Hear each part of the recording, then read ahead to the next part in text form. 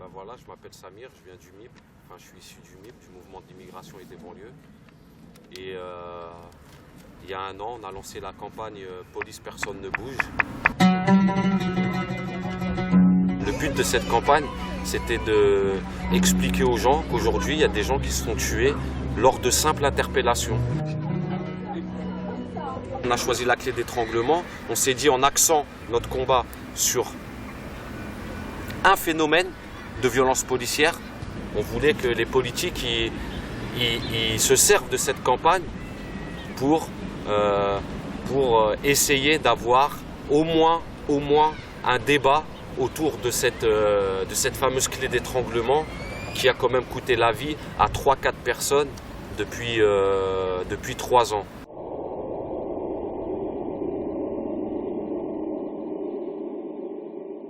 En fait, c'est une méthode qui a été interdite en Belgique, en Suisse et en Allemagne et dans certaines villes des États-Unis, comme Los Angeles. Parce qu'ils se sont aperçus que c'était une méthode que lors que des policiers l'employaient mal ou l'employaient abusivement, ça emmenait la mort de la personne qui était interpellée. C'est une méthode qui est autorisée par la police et par les autorités, par les plus hautes autorités de la police. Nous, on appelle ça un meurtre légal.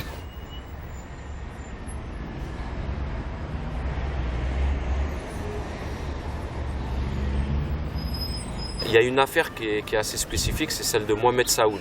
La famille a été jusqu'à porter plainte à la Cour européenne des droits de l'homme. La Cour européenne des droits de l'homme a condamné la France pour traitement inhumain par rapport à cette clé d'étranglement.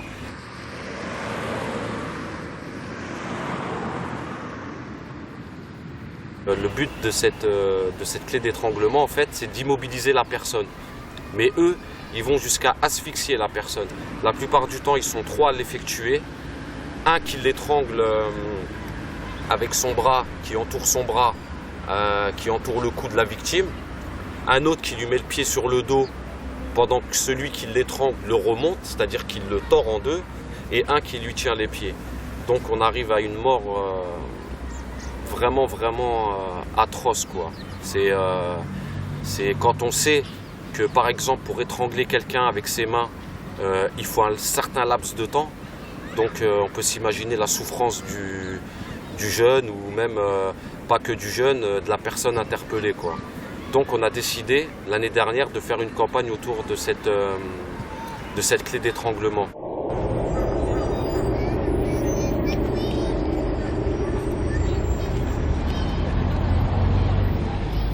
Cette pratique-là, aujourd'hui, elle est condamnée par la Cour européenne des droits de l'homme. Et cette pratique-là, aujourd'hui, nous, on la pointe du doigt comme étant responsable d'un certain nombre de meurtres, un certain nombre d'assassinats.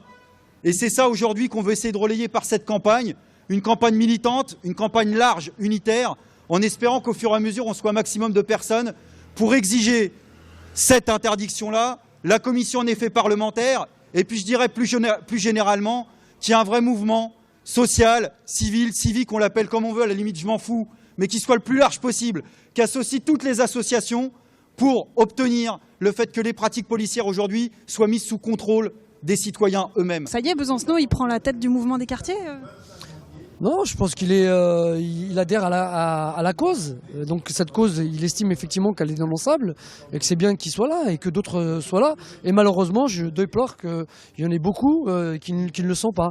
Parce que je crois que si à un moment ou à un autre on voudrait effectivement, on peut pas tenir des discours où on dit on entend un petit peu ce qui se passe dans nos quartiers. Et au moment où on mène des actions pour dénoncer des pratiques menées par une catégorie de policiers, on les voit pas.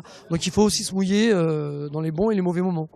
Alors le lancement il a eu lieu le 22 décembre 2008. On a choisi la date de Malik Oussekine en fait. Il a été tué à coups de matraque par à l'époque les voltigeurs en 86. Il y a eu 1 million de personnes dans les rues en France qui ont été choquées de la manière dont Malik Oussekine s'était fait tuer dans une entrée de bâtiment matraqué à mort.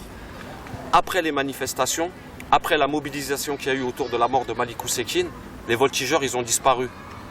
C'est-à-dire qu'il y a eu un débat tout autour de ces voltigeurs qui, pendant les manifestations, frappaient les gens à coups de matraque. Et bien, ils ont disparu.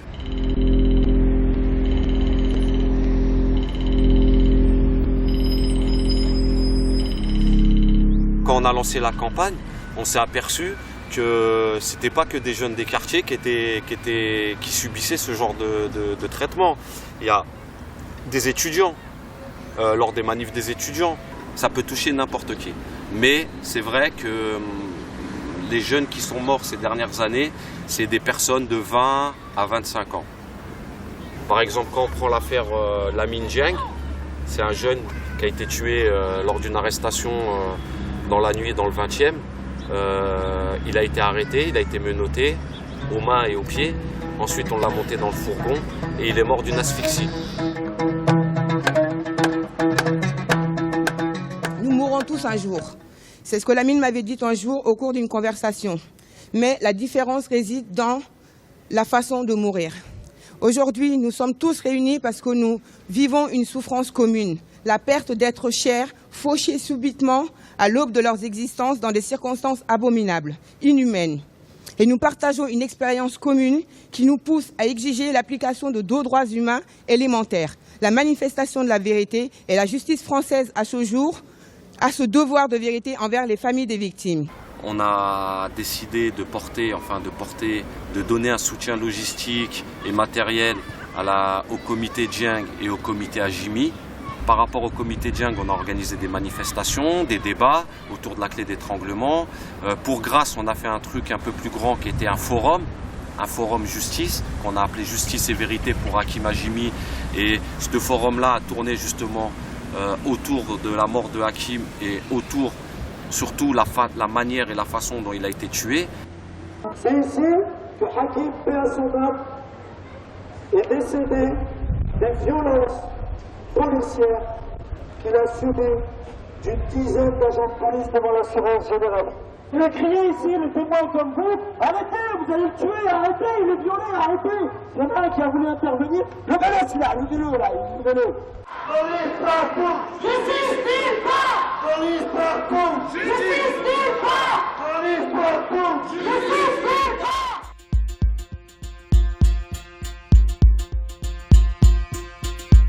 C'est pas tous les policiers qui font ça, attention, il n'y a pas de problème et tout. Mais c'est une grande partie des policiers de la BAC qui emploient ces méthodes sur n'importe qui. On sait, c'est un fait, que la BAC, la brigade anticriminalité, l'utilise le plus souvent possible. Elle l'utilise vraiment le plus souvent possible. Et pas que sur des gens agités. Normalement, c'est une méthode pour calmer la personne.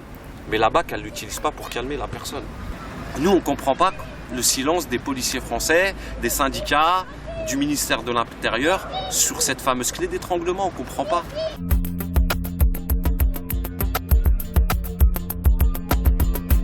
Ça, c'est l'affiche de la campagne. On a choisi ce bâtiment, en fait, c'est la Dame Marie Lélis. Il y a eu 3 morts, Abdelkader, Mohamed et Xavier. Il y a eu 2 tués par balle et un qui a subi lors d'une course-poursuite qui s'est retrouvé la tête explosée contre le trottoir. En fait, ces banderoles-là, c'était lors de la manifestation qui a eu lieu après les 2 morts.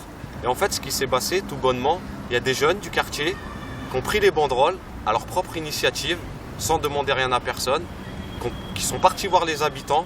Les habitants qui habitaient là-bas ont dit oui. Et voilà, quoi, ça s'est passé tout bonnement comme ça. Ils sont restés quand même une trentaine de jours sur le quartier. Ils sont restés, ouais, une trentaine de jours. C'est l'histoire du bâtiment et des banderoles.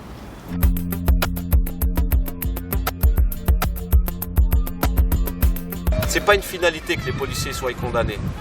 Mais si on arrive à rétablir la vérité sur ces affaires-là, sur l'affaire de Hakim par exemple, de Grasse ou de Lamine Dieng, si on arrive à rétablir la vérité et à montrer que c'est une méthode mortelle et montrer que c'est une méthode qu'il faut interdire, nous on aura tout gagné. On aura tout gagné. On s'en fout que les policiers soient condamnés, c'est pas notre travail ça.